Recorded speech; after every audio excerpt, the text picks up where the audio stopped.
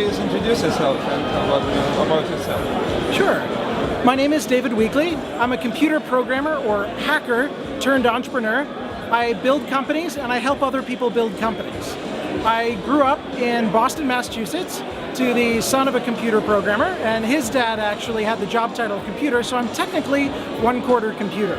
I came out to California for my degree in computer science, got that at Stanford, worked for a big company, worked for a small company, and then decided it was time to start a company of my own. You gave a really inspiring keynote presentation tonight at Startup Monthly Vilnius, and you gave some revolutionary ideas. For example, don't think small, think big, and go big. Could you please tell us about that? So a great piece of advice that I got from one of my advisors was that it takes about as much time to do something small as to do something big.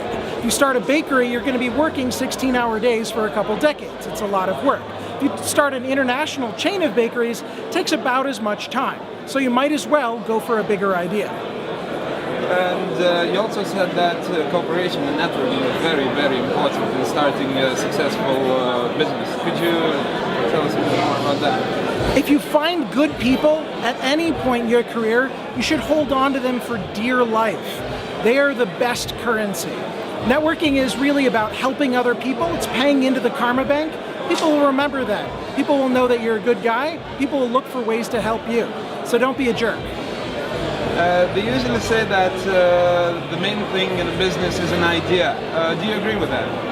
The idea in most great businesses is almost entirely worthless. Execution is everything. If I had told you, hey, it's a good idea to sell books online, you couldn't have made Amazon. It took a whole lot of hard work. Same goes for most great ideas. Don't be worried about sharing your idea. Be worried about being the best person in the world to execute that idea. And the way that you do that is you just start shipping. Don't sit on a good idea. And what can you tell to all the people here that are participating in Startup Monthly Vilnius that are thinking big, about big ideas? How could you encourage them to implement it? What would be your words of wisdom for those young kids who are sitting now just with the ideas, not with anything?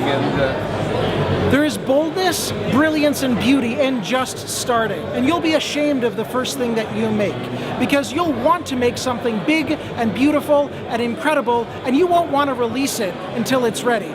You need to release it before you're comfortable with it being ready for the world, because that is how you're going to become the world's leading expert in that thing that you're working on. And of course, failing is not a bad thing.